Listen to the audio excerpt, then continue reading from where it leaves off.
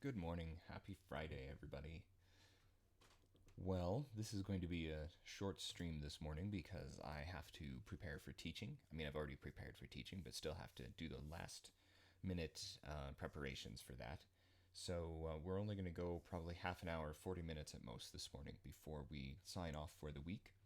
It's been a productive week. I've ironed out quite a few bugs in the program, and so I just want to show you a couple of things working finally correctly in the inventory system, which is really nice to see.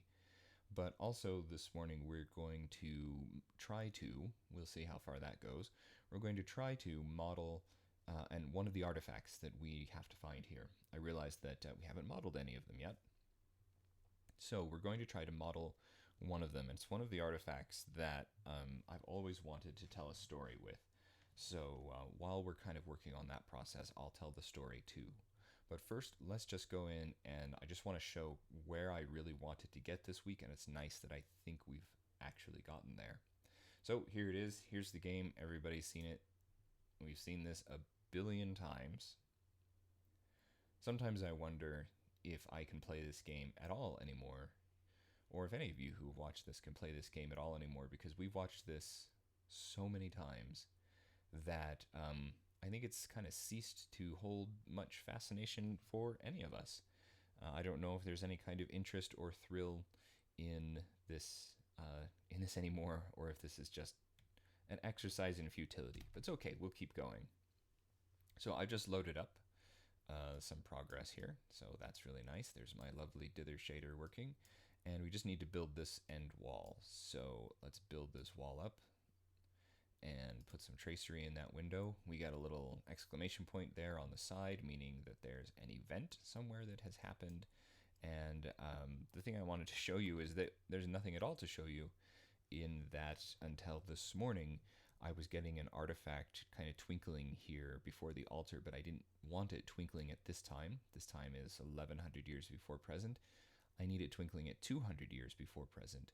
So I need the user to bounce back to that time period. So if we open up the inventory, we can see that it's now telling us there's a temporal shift at the other end, and we've got a little yellow 200 marker right here at the other end, and we have a handy button that says go to other end. So let's hit that button.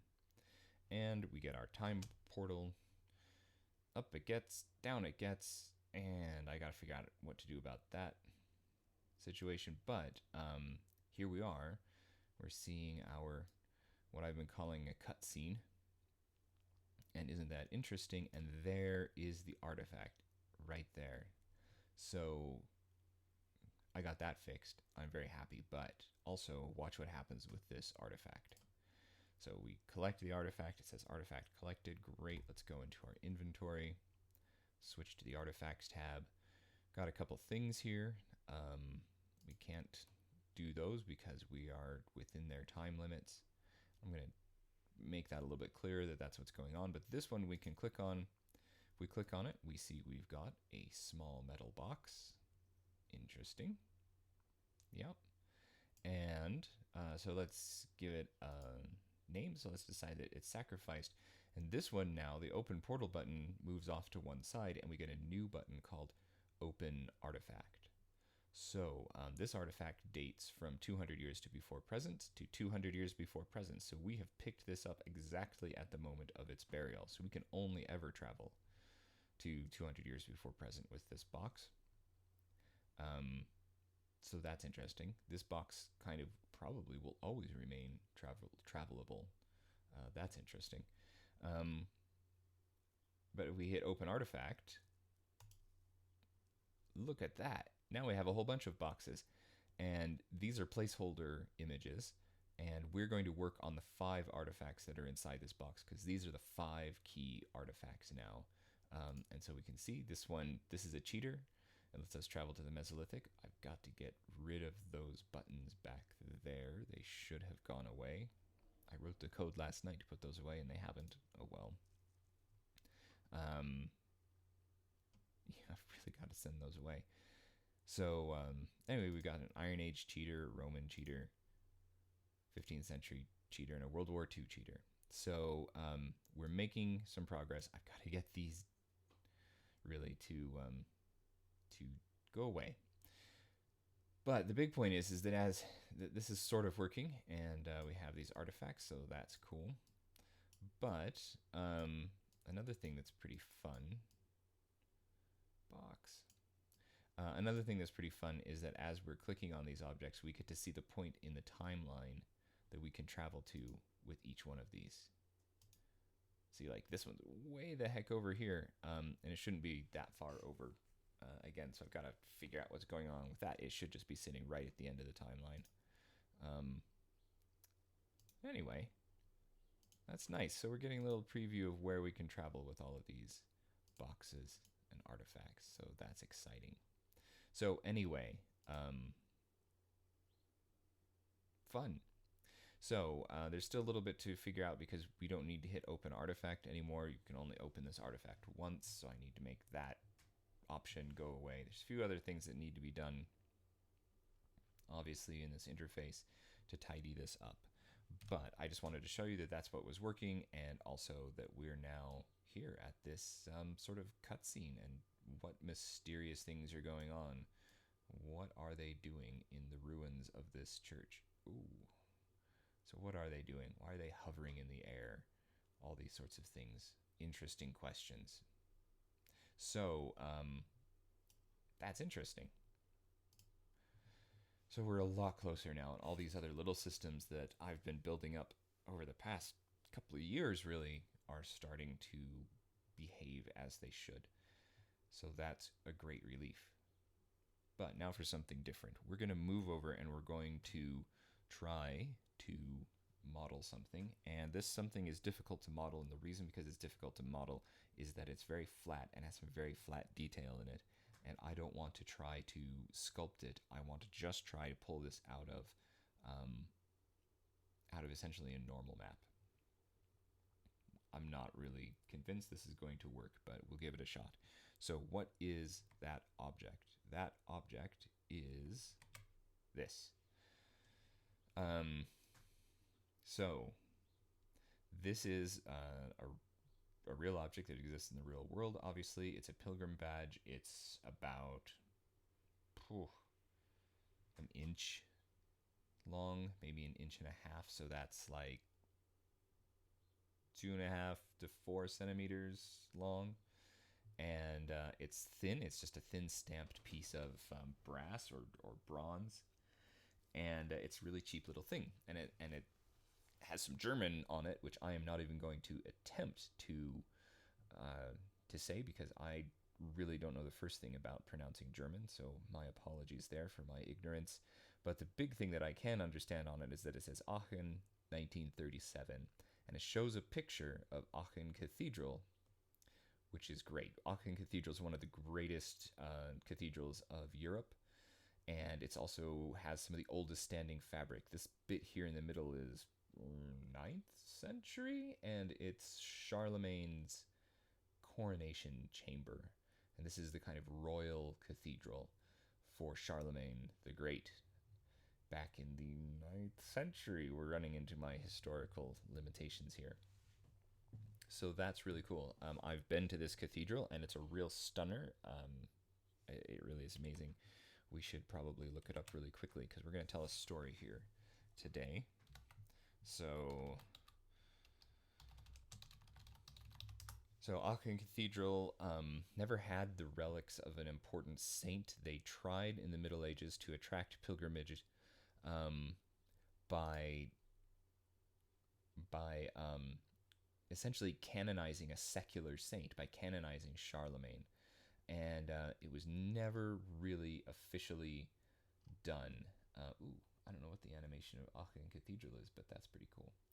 So it was never really officially done. Look at this bonkers cathedral. This is great. This is Charlemagne's, but look at this. That part in bold here, this is the floor plan of Charlemagne's cathedral, which is amazing. And there's columns. There's pillars inside here, and the columns are porphyry, I think, and they're stolen from Rome. It's amazing. What an amazing building. Look at this. It's bonkers. It's got this amazing walkway over here and walkway all around. And then it's got this stunning jewel-like interior in its chancel.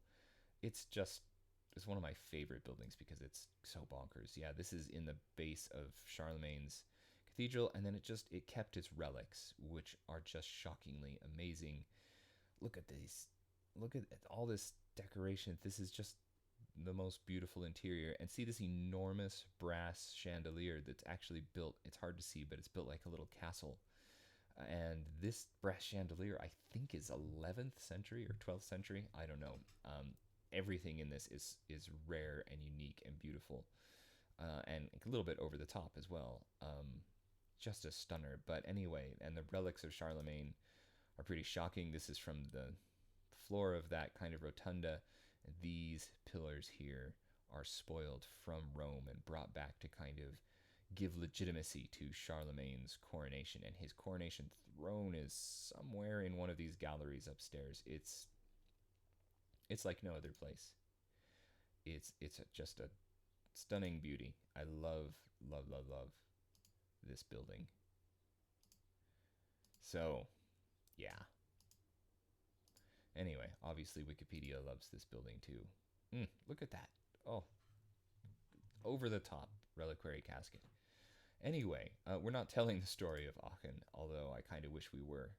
Look at that eagle lectern, and then it's got the bat on the back of the eagle. I can't even. It's beautiful. Oh, here's something. This weird looking thing is an agate bowl. It's a Roman agate bowl. This is a Roman bowl here. This is a Roman crystal bowl, and they've been inverted and put into this stunning early medieval or high medieval pulpit. I love this. Anyway, so much for architectural history and art history, because what we're really interested in is it's just the best building. What we're interested in is this, and I'll tell you why. So I didn't know anything about this a few years ago, but a few years ago, my grandfather-in-law passed away, and my wife and I were in charge of kind of clearing out the house. And he was a World War II veteran, and he saw extensive action. He was Army, he was in the infantry, and he seems to have been on the front line in every part of Europe, in every major European engagement, and very much lived to tell the tale. He was a little man. He was no taller than 5'5", little tiny guy, very, very quiet. Worked for a garden nursery his whole professional life. Lived in a tiny cabin he built for himself after the war out in the mountains, and worked in this little nursery in town. Didn't drive a car in, drove this little like moped the 5 miles into town every day in all weather, apparently. Quiet guy. Never really spoke about his experiences in World War II, but he was in North Africa, he was in Italy, and he was in the second wave on D-Day, and then he and a group of 3 or 4 other guys had a half track, and they basically just drove all over Europe during the 1944-1945 part of the campaign, and had adventures. And towards the end of his life, he actually opened up about a lot of this, so he saw quite a lot of action. Really fascinating guy. So that's really good. One thing he opened up about was a story.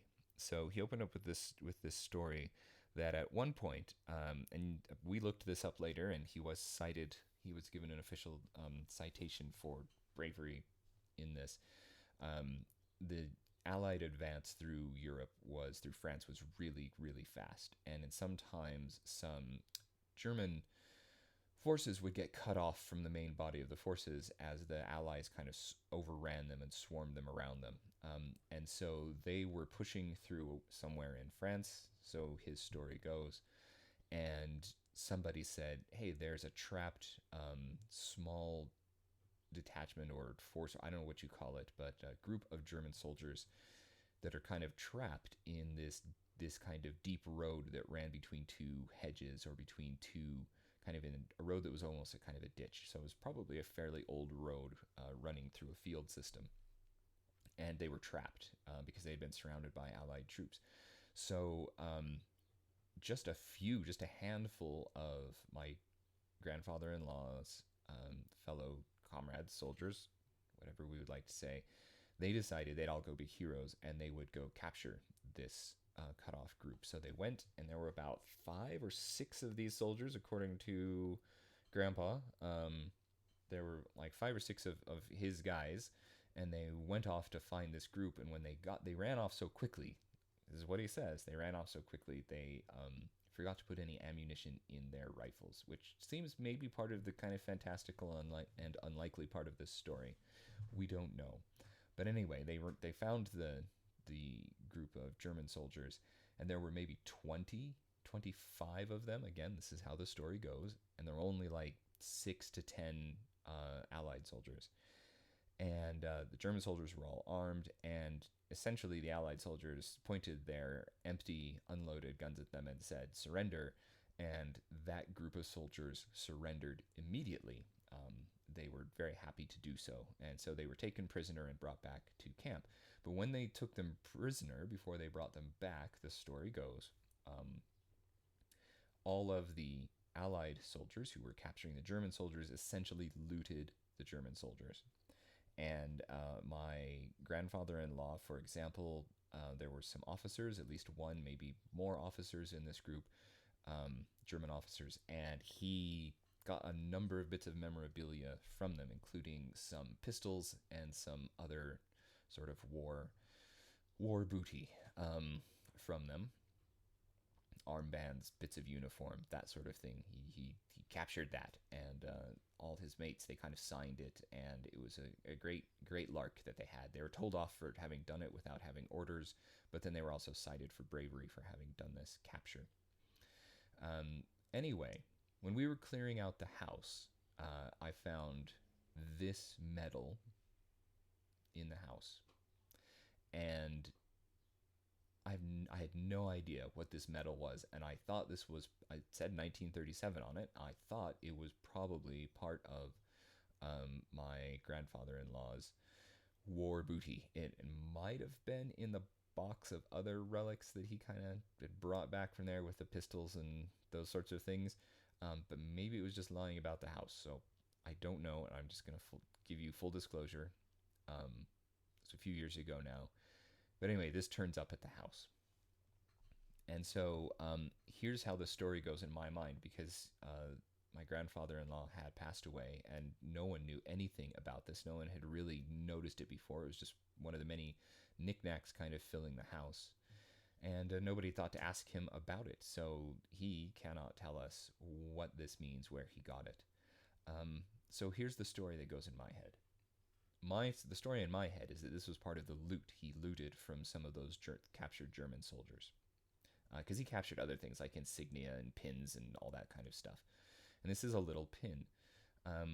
So it turns out that this word here basically means pilgrimage in English, and Aachen, 1937. So the pilgrimage to the relics in Aachen Cathedral were very, very popular all the way to the present day. But the 1937 pilgrimage is particularly important, although it's really hard to find information in English about. So there's all these kind of militaria shops, which I feel a little bit awkward going to, but the 1937 is too probably small to read on the stream. But anyway, as much as I can find here, and I'd be very happy to be corrected because I don't want to mess with history that may have deeper meanings and disturbing meanings necessarily. But anyway, an alloy badge for the Aachen pilgrimage in 1937 at Aachen Cathedral. And for this one, approximately 800,000 Catholics came to Aachen in silent protest against the Nazi regime and its ideology.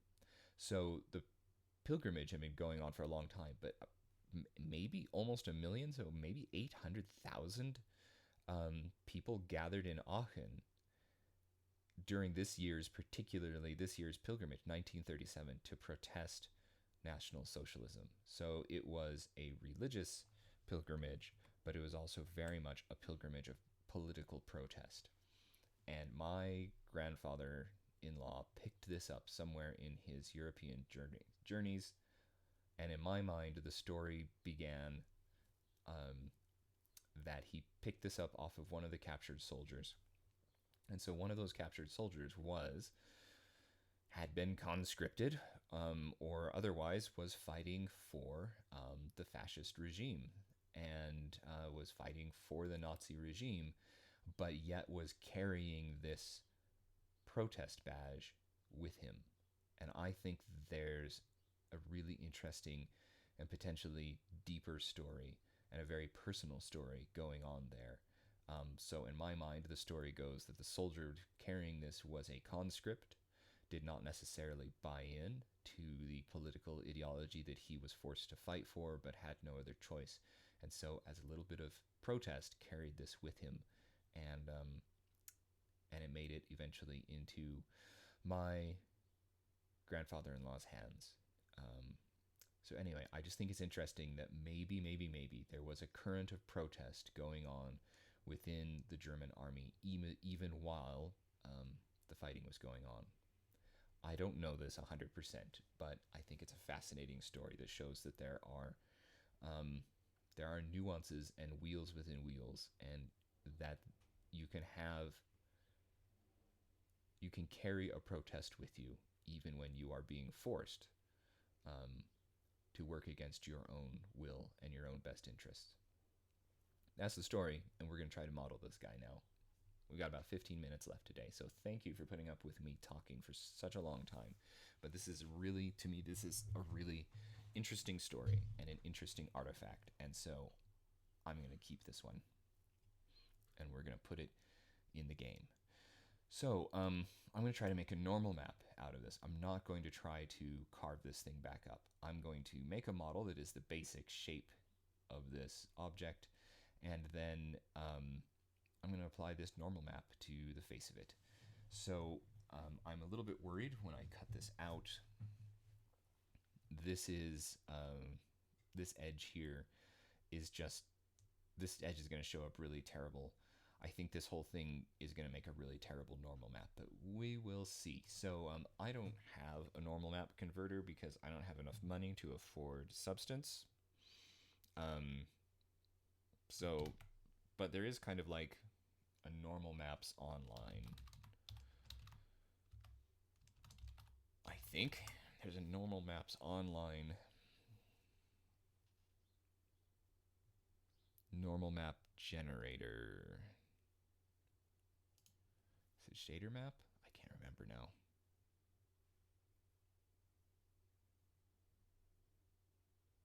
Nope.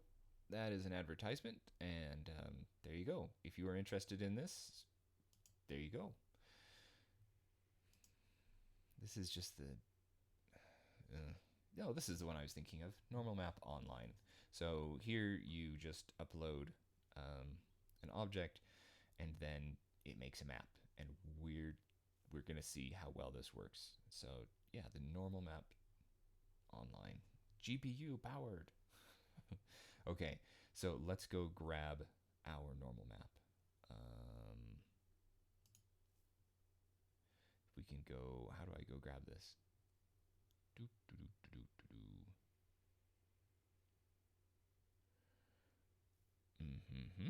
I thought I could just go grab this. No, that's not it.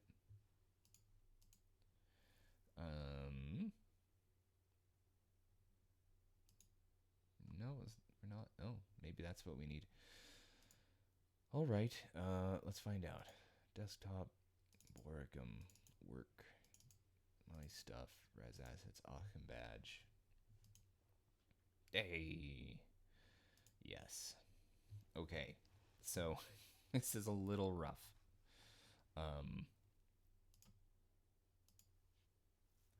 It's a little specular and grainy and rough. Yeah, look at that. That's pretty unpleasant to look at. I don't know, can we smooth this one out a bit? Ambient occlusion map is kind of nice looking. We might just use that. The displacement map's not so good. Spec map, maybe not so good too. Let's look at the normal map here.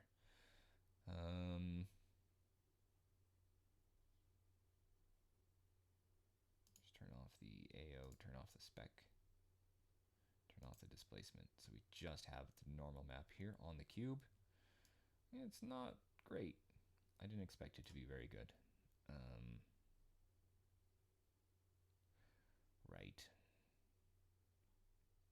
What's it look like if we stick the diffuse map in? Let's use that as our diffuse map as well. Ooh. Really bad is the answer. It looks really bad. Yeah, that's not going to help. Okay. Well, we weren't expecting much. Okay, let's invert height. Does that really make any difference? Maybe a little. We bump up the strength of the map, but then we're going to blur it at the same time. Not sure what the levels mean.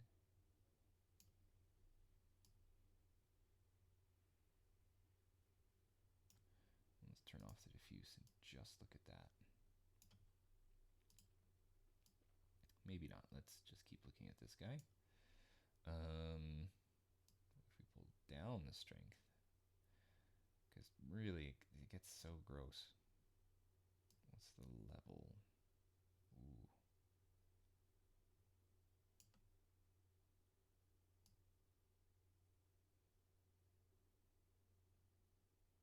Yeah, let's blur this just a bit.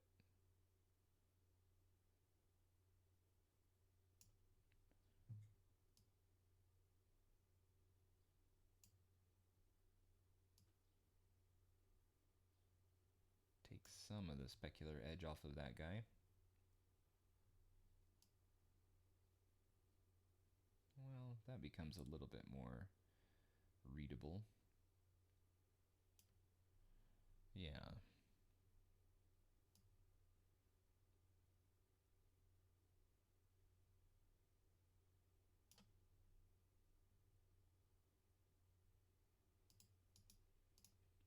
Which way do we want to do this? So I always have a hard time trying to figure out on normal maps which way it looks like it's bumped out, which way looks bumped in. Which one looks better? That one looks better probably. And its strength, bump its strength a bit. Give some refinement to it. We're just experimenting here. And I do wonder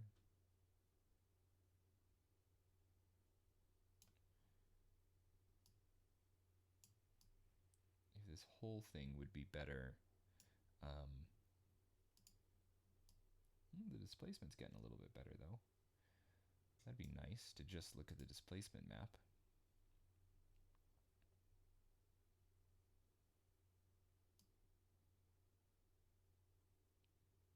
Yeah.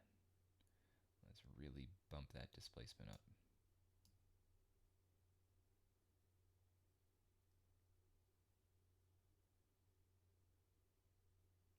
That's pretty cool. If we really go negative, we really smooth it out. That's interesting. And let's invert it. Yeah, that works better.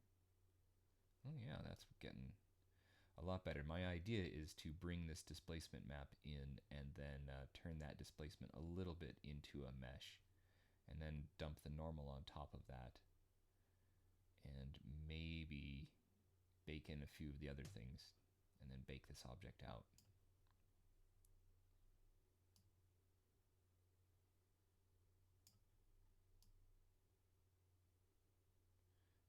Yeah, there's too much.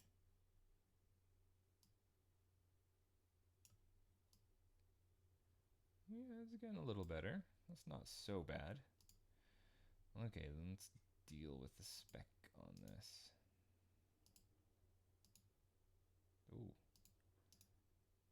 I want a linear fall off or a square root fall off. I don't know. I don't really know if I want the spec. The problem with the displacement map is we have this comb effect, which, duh, I mean, look at it, it's combed. But the more we, yeah, see, it gets really nasty if we don't blur it.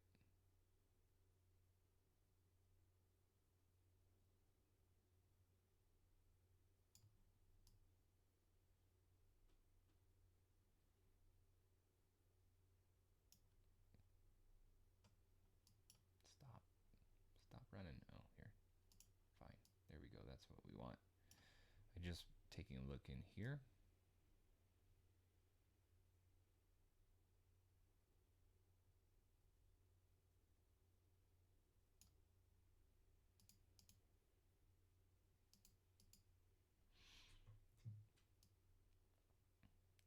What if we really could crank that contrast?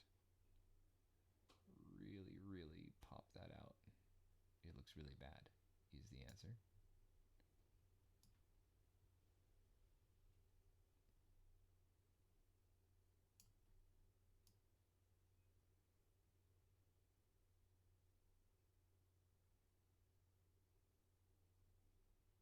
Yeah, this is all me just being cheap.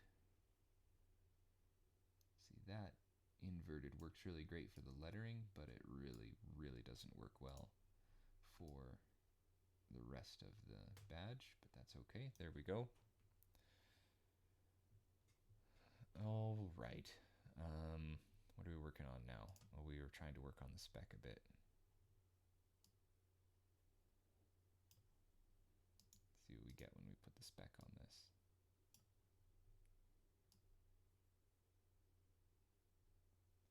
Yeah, we really don't actually want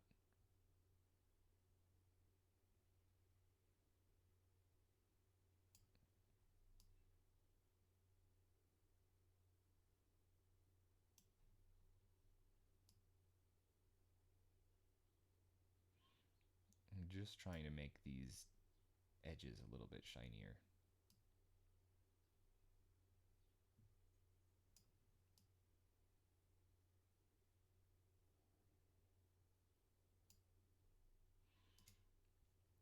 All right, and the ambient occlusion here.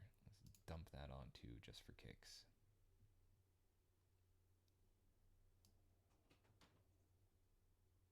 Make that ambient occlusion a little bit sharper. Ooh, yeah, we can really darken that up.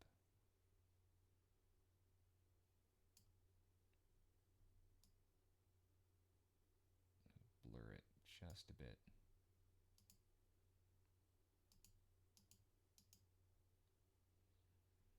All right, there we go. What kind of filter? Ooh, the Char filter doesn't really seem to be particularly helpful.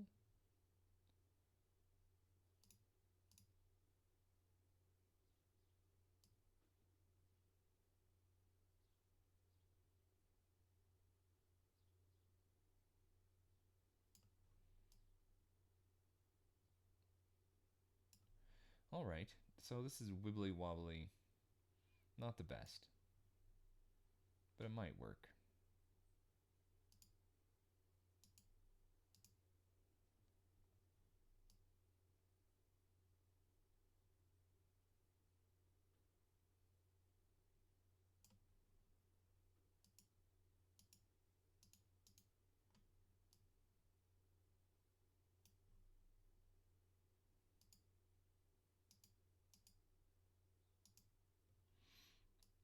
All right. There we go. There is one pretty nasty looking badge. All right. Let's download all of them. Did they all come in?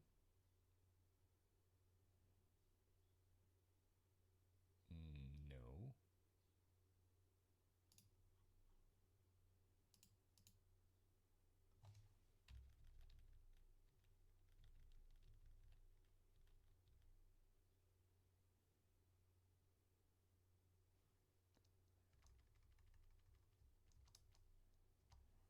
Okay. What did I just get there? see. There's my spec. Yeah, that's not what I wanted. Get rid of that.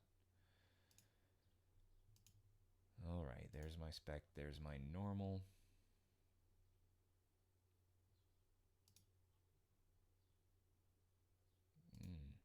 These are named poorly. Okay. Let's call it norm. Okay, there's my normal downloaded. Let's jump to displacement.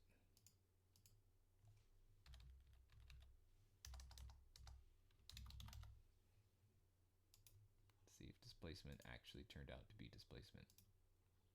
Yes. And AO, why not?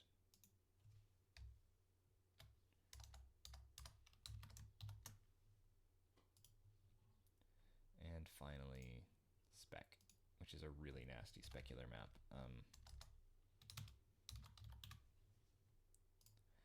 We won't use it, but we'll just give it a shot anyway. Okay, so there we go. There's our little ugly Auction Pilgrim badge. Okay, I'm just gonna model this later because we kind of run up to the point where I need to stop because I've got to go get ready finally for teaching. You know, put on some real clothes and that sort of thing instead of just being in my sweats here. But anyway, this is nice. So I hope I told an interesting story. I also hope I kind of understood what I was talking about here with this story. If you've got any insight into it, drop me a line. I would love to know. And thank you very much for playing along today. And we will talk to you on Monday, and maybe over the weekend I'll have modeled this and maybe a couple of the other artifacts, and we'll work at getting those into the builds now. But the build, there's no build yet, into the game. And then we'll keep moving on because we're finally getting to the point where we can jump through time in the game kind of at will using these artifacts, which is really neat. All right, so enjoy your weekend, and we will see you on Monday.